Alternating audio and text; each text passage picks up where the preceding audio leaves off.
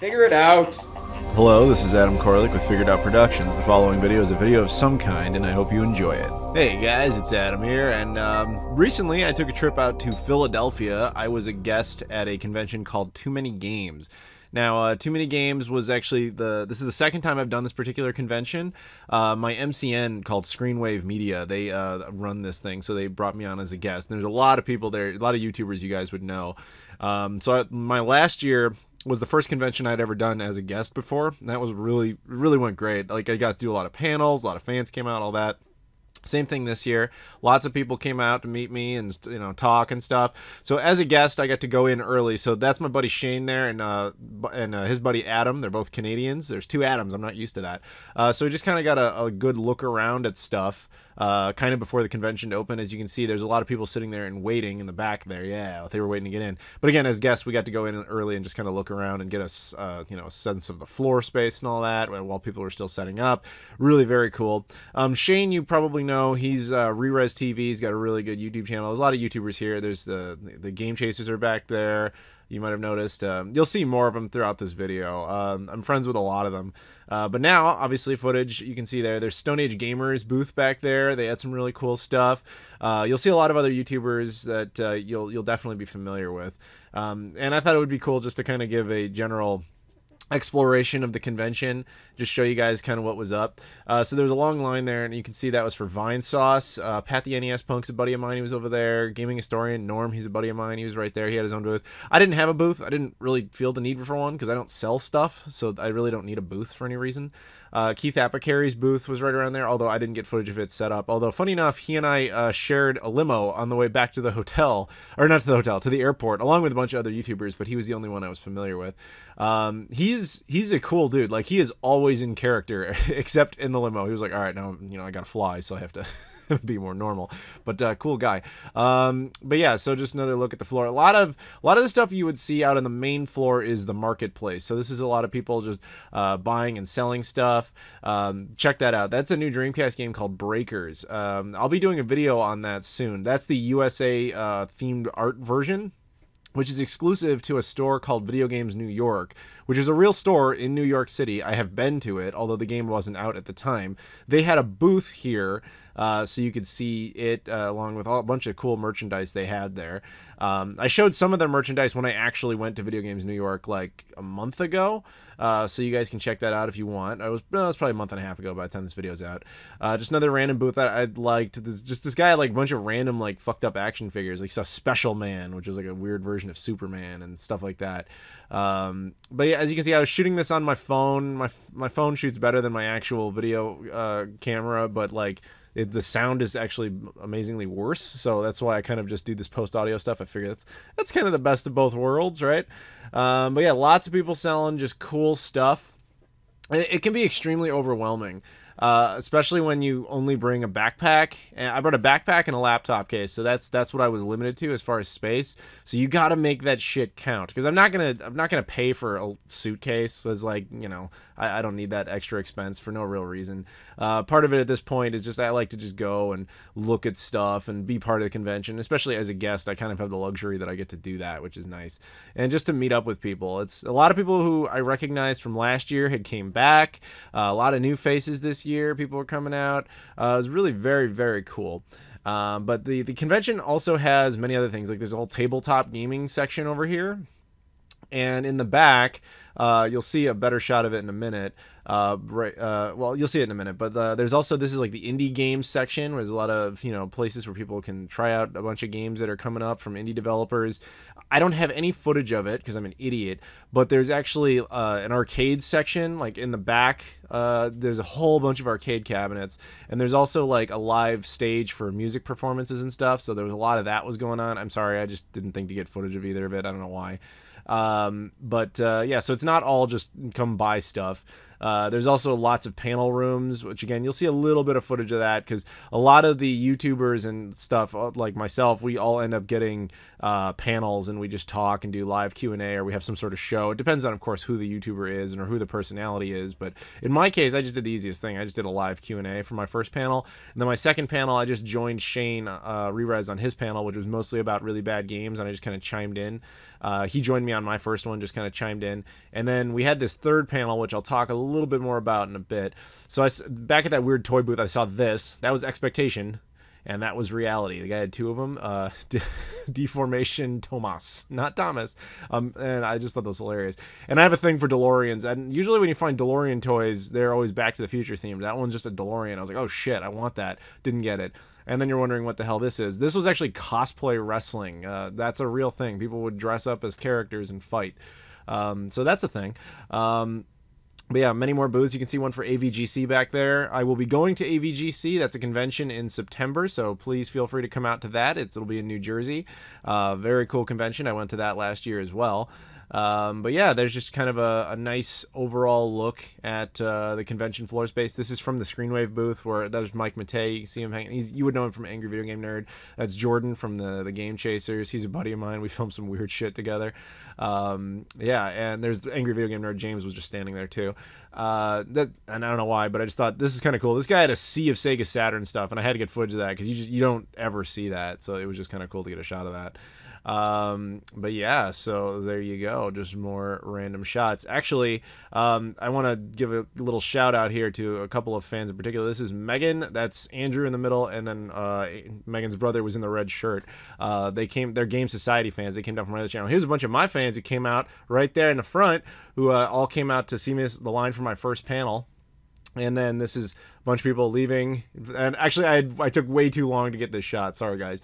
But thank you for those who stuck around for the shot. And this was, right at the beginning of another panel, so that's really cool. Anyway, without further ado, let's talk about some pickups I got. Okay, so if you stick around at the end of the video, I have a surprise for you, which is why the video is as long as it is. I swear I don't just go on about pickups for this long. But yes, I did pick up some stuff. Again, I was limited to basically just my backpack, and there was a couple high-end items I really needed, so once you get that stuff, space is limited. So what I mostly focused on after a few particular items was OG Xbox. I really want to get back into collecting more of that, especially now that that announcement about backwards compatibility was made. But that was actually working in my favor, because a lot of the times at swaps, conventions, what have you, people don't even bother bringing OG Xbox. In this case, a bunch of people brought it, but it's still not worth anything. So there's a lot of people who had like big boxes and cartons full of OG Xbox games that they were just like, yeah, everything in the box is like $1 or $5 or whatever. So I picked up a bunch of stuff. So these are all just random ones I needed, and the goal on the quest to get a complete set for the OG Xbox. So we'll just start off here. ESPN College Hoops 2K5. In hindsight, probably should have got something else just because this took up valuable real estate, and I could probably find that elsewhere. SX Superstar, which is some sort of like biking game, motocross type of game. Harry Potter and the Prisoner of Azkaban. I do not have the hard one, the Chamber of Secrets. That's the hardest one to find on the OG Xbox. Forza Motorsport, I can almost guarantee you this one is going to become backwards compatible. It's a Microsoft property. It was exclusive to the OG Xbox. It's a series they still do and take a lot of pride in. I would be astonished if this one isn't made backwards compatible. FIFA 07 Soccer.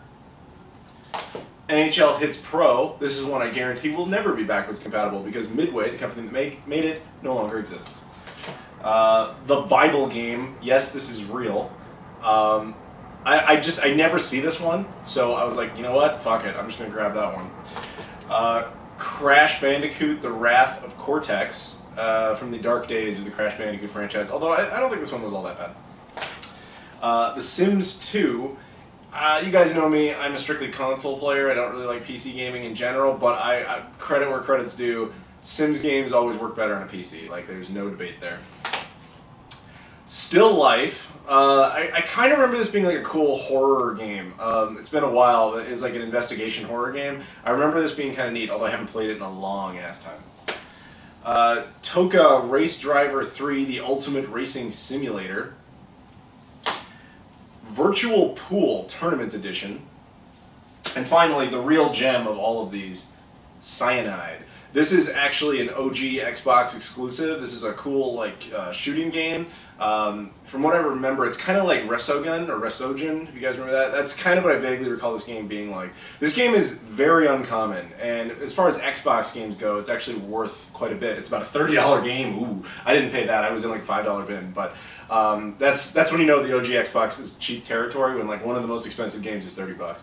But yeah, so this was definitely a cool one to get off the list, because you do not see this game pop up particularly often, so that's nice. So one of the other, like another random item I got was this, a Dreamcast keyboard. Now you guys know me, I've been doing Dreamcast videos for years, and I have all sorts of accessories and stuff for it. This one's made by Innovation. Innovation is a third-party company. I don't know if they even still exist anymore, to be honest with you. But they made a lot of accessories, but I thought it was mostly like memory cards and even some controllers. I didn't know they'd made a keyboard for the Dreamcast.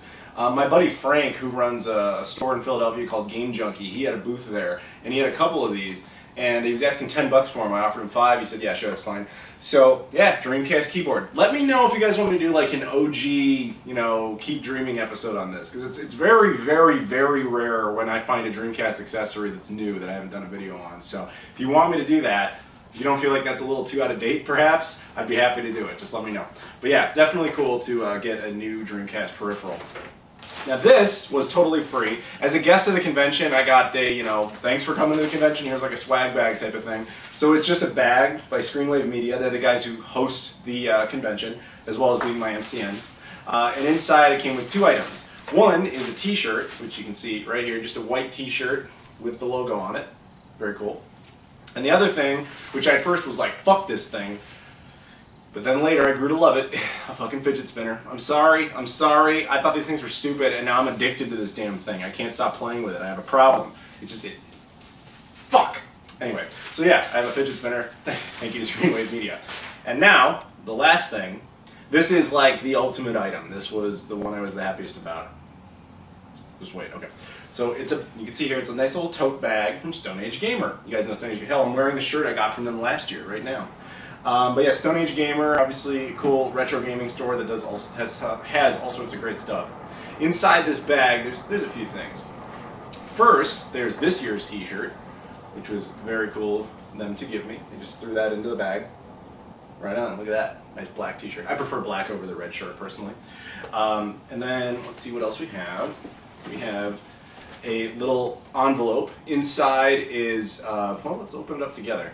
From what I remember, the way they usually do this is, you know what, let's just open it and find out. It is hard to open, that's what it is. I have to tear through it, I'm sorry.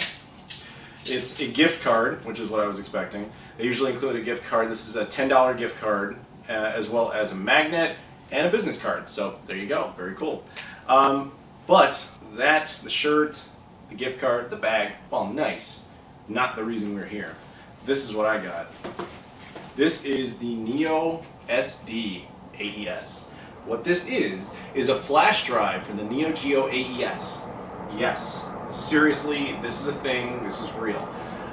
If you're familiar with the EverDrive line, perhaps, this is not part of that. This is a flash card. Basically, it's a game cartridge, just like this. And you load it up with an SD card and you put ROMs on it, and you have every single game ever made for that particular console. Lots of these things exist, usually in the EverDrive line, and there's like cheaper type of flash drives too. This one's interesting because it's not made by Crix or the guys who do EverDrive. This is by a different company called Terra Onion. And they just kind of announced it out of nowhere and then just kind of released it. I have obviously not used it, it's still in the shrink wrap and everything, but I'm told it's amazing. Now, in my case, I got this basically as a review unit. Stone Age Gamer hooked me up, and so I can't be more appreciative about that. That was really cool of them to do. But what I'm going to do, of course, is review it. I'm going to do a review video of this thing. I'm very excited to do that because anybody who knows anything about the Neo Geo AES, the first thing you know is it's a stupid expensive console to try and collect for, which I would never do. But since I'm fortunate enough to actually have the console, I even have RGB cables, I have a FrameMeister, I got the whole setup, man. We're going to do a fucking review of this thing as soon as I possibly can, and it's going to be awesome. But, you know, we'll leave that for later, of course. Now, with that said, those are my pickups from TooManyGames, and it was a great time. I want to thank every single person who came out to meet me, come to my panels, all that stuff. Really awesome of you guys to do. But here's my little surprise for you. I didn't film any of my panels. Last year I had filmed one of them, but I just didn't bother this year. But a buddy of mine filmed part of one of my panels. So let me set this up a little bit. I ended up on 3 panels. As I mentioned before, I had my own Q&A panel. Shane Rerez, he joined me on mine. He had a panel, I joined him on his. Then on the second day, or Sunday I should say, it was the third day, I was supposed to do a panel with RGT85, Sean, D-Dave, and myself. And the whole panel was going to be Make Sega Great Again. Unfortunately, all 3 of them ended up not being able to attend the panel. So even though I was asked to join them by them for their panel, none of them were able to make it. So I had to kind of last minute pick other people to be on the panel. So I ended up picking Shane Rerez. I ended up picking my buddy James Renier. He's like one of the guys who runs like the Shenmue community, and Shenmue 500K I think specifically. And I also got David Crossan, who you guys might know as one of the founders of Classic Game Room. So they're buddies of mine, and I thought this would be a good panel. So we have about the first 15 minutes of the panel that was actually filmed, and that's going to be at the end of this video, and you can enjoy that. If you're interested in more of it, James's buddy got the audio of the panel, and then he kind of compiled them into a video together. I'm not going to bother with that, but I'll put a link to it in the description if you're curious. So without further ado, please enjoy the first 15, well almost first 15 minutes, like the first 30 seconds of it are cut off, but then roughly first 15 minutes of my third panel at TooManyGames. Please note, this video will just randomly end, and then you'll just see credits. So thank you very much for watching, and I'll see you all later. Yes, exactly. Yeah, he was quite drunk. Yeah, he does that. At Shamon. And then next to me, we got... my name is David Crossan. I have a channel called Retro Gaming Rewind, which not a lot of people have heard about, but I was one of the founders of the original Classic Game Room way back in 99 to 2000. So if you had a 56K modem... Yeah, exactly. That's how it goes? Yep. Hey, I'm James Reiner on YouTube as James Reiner, and I'm one of the global administrators for a game called Shenmue for the community for it. So this is definitely going to be about you talking. You guys ever heard of that game? Does anybody know about Shenmue at all? Anybody ever heard of it? Oh my god, what if no one put up their hands? That would be fantastic. Why are you here? At Castle Point that happened. They're like, look at Shenmue, and I was like, oh, what? Shamu, the whale? What? Like, it's a Making Sega Great Again panel, and nobody knows what Sonic the Hedgehog is in the crowd. And it's like you're trying to. Sonic must go fast. Yeah. Okay, so we're here to talk about making Sega great again. Now, unfortunately, this isn't going to be a very positive panel. It's, there's going to be a lot dishing out, but I think that there's enough people on here that like Sega. I mean, it's not bad. You've done tons of videos on Sega. You've created an industry around Sega, and you were making videos early in the day when Sega was still actually making the Dreamcast. Yeah, dude, you're OG. You're like the only one here who was making videos when Sega was making consoles. Yeah. The Dreamcast. When the Dreamcast launched, we were making like videos when the games first came out.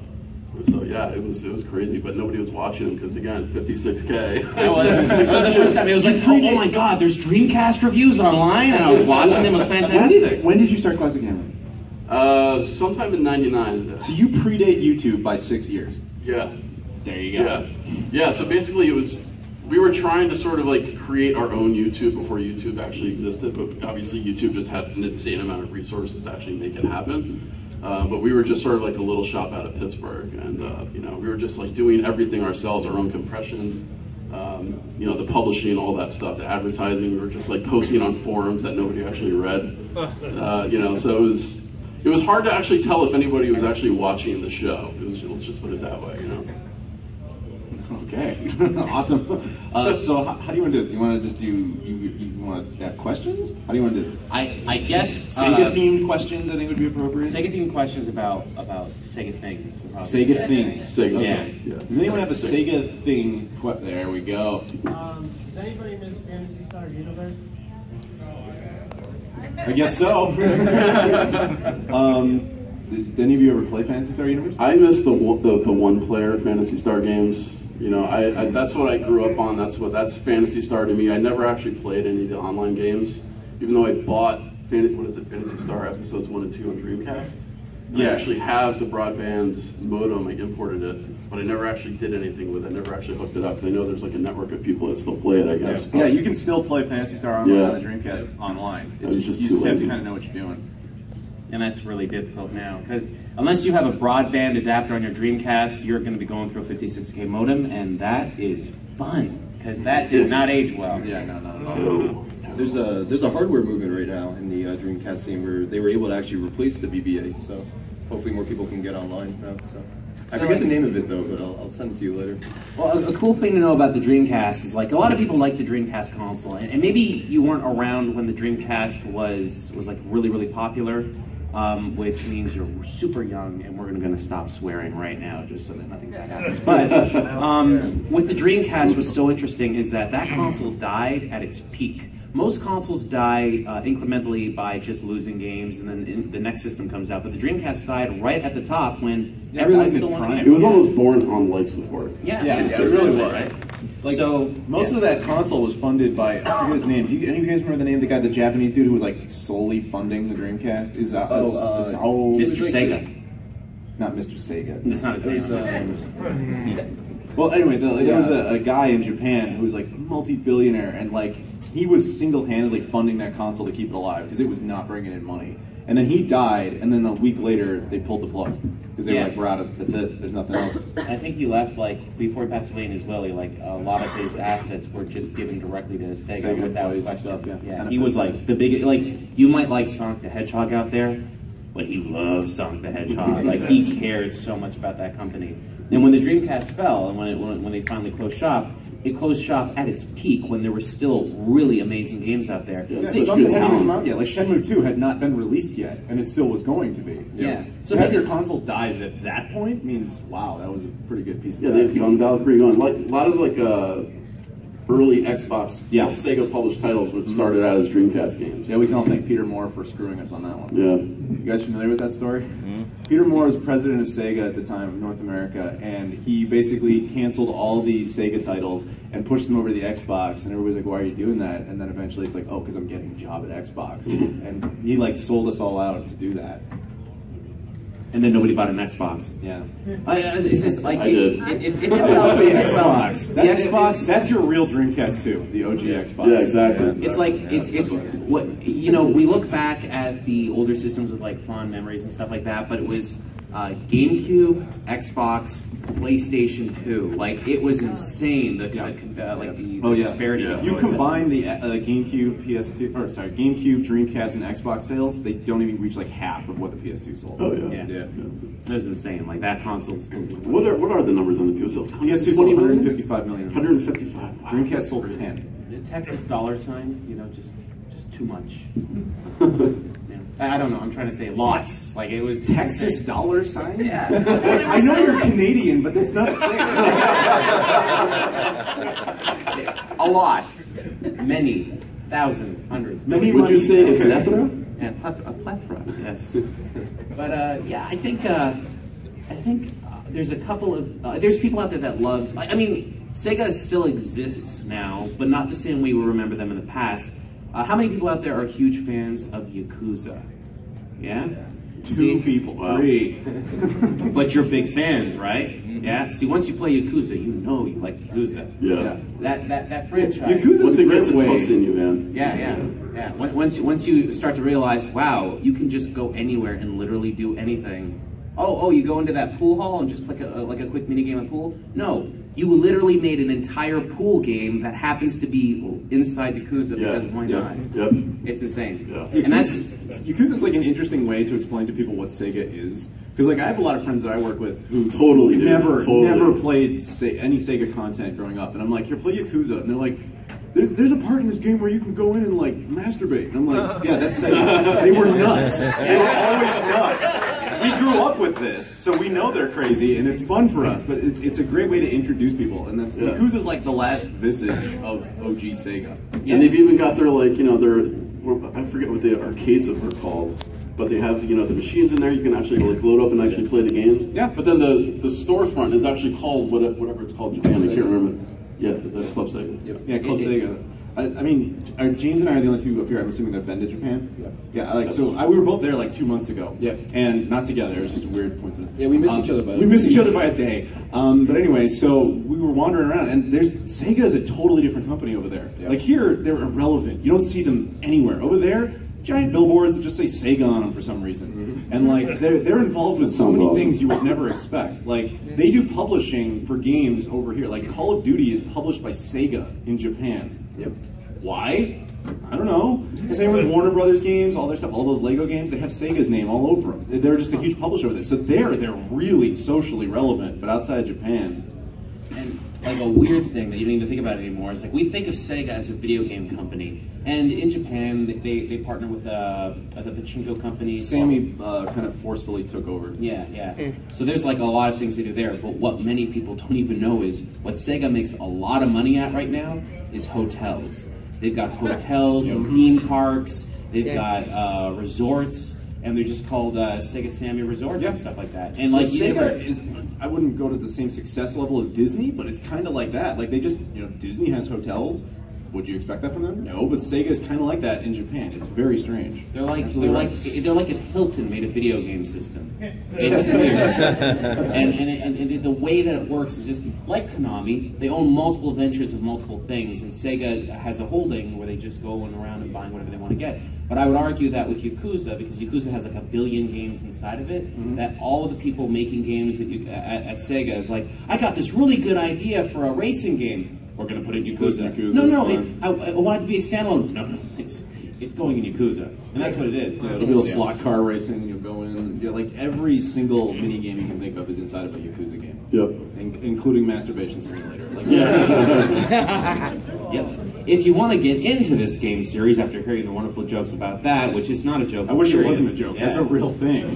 Get Yakuza 0 because it takes place before any of the other games. Yeah. That's the one that Sega of North America didn't censor. They're like, you know what? Just fine. Just take your damn Masturbation Simulator. And by the way, like it's super Japanese. Like you may think Japanese. No, this is super Japanese. There are things in here that do not make sense in North America. Yeah,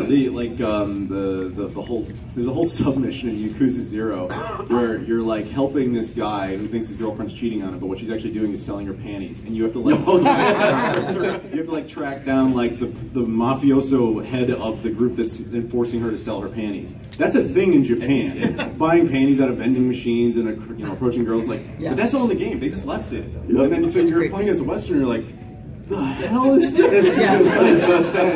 So I highly recommend it. It's insane. Yeah, that's 100% accurate. Like that is seriously right there. Yeah, it really is. I remember that sequence, and I was thinking, boy, this is a weird thing to have in a game. Yeah. And you know what? I think that's one of the reasons why they didn't translate. Like, there's no. It's translated in English with text, but they didn't actually have any voiceover. I was just thinking, yeah, because who are you going to get to voice over that in North America? Oh, I'd do it. I think Nolan. I'll get Nolan North to be the girl.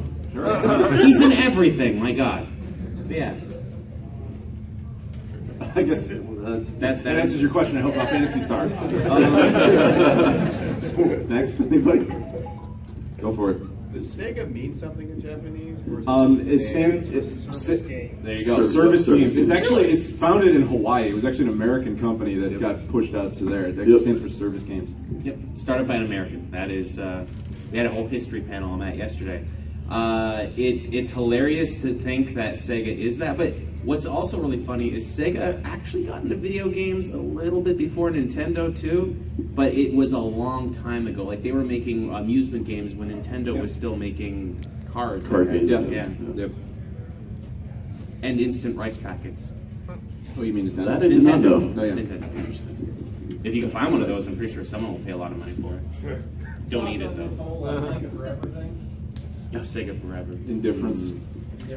So, for those of you that don't know, Sega Forever is Sega taking their old games and re-releasing them, with advertisements on them so that you can download the games for free and just play them on your phones. It's a neat idea, but they made this huge thing like, we're going to change the way you think of Sega. Ad-supported games? Isn't that like everyone doing that for the past, like, ever? Every time, Sega fans, I think, have gotten used to just disappointment. from Sega, because like they always do this. I remember one time they showed like this teaser and it was like it has some grass and some leaves and everyone's like, oh, Shenmue 3 is finally coming. It's gonna be Shenmue 3. This is a soccer game. Like that's what Sega does. They just throw things out that make you get excited because they know we're nuts. You'd have to be to like Masturbation Simulator, but like that's what they do. So I'm never surprised when it's like, oh, this is actually nothing. Because Sega of North America is terrible, dude. I'm kind of hoping that it's sort of like some like marketing experiment that they're doing, where they're just gonna throw all their old back catalog out there and see how people react to it. And if some of their old IP is like, you know, really catching on fire, then those are the ones that they actually sort of make new games for. I'm sort of like trying to see the silver lining here, and like that's kind of what they're doing. But prey off like you said, dude. They prey off of your yeah, exactly. Yeah, but that's the thing, is that they constantly disappoint over and over again, except for Yakuza. But yeah, I'm kind of hoping that's what it is. They've also been like teasing certain consoles they haven't pushed out onto the mobile market yet. Like they posted a picture of the Saturn recently, right? I have no idea. Yeah, so Saturn on mobile would be pretty cool. Didn't they? Yeah, I mean anything, because most of the stuff that they've always put out over and over and over and over again is from their Genesis catalog. That's because that's what people in North America remember. But I mean, they have such a great catalog on the Master System, on the but those on the never Sega sold CD. well. The reason they pushed Genesis is everyone in here, I'm assuming, remembers Genesis at least. Yeah. How many of you own a Saturn? Okay, all right, bad room because everybody. It's too many games. Yeah, I know. I keep asking that.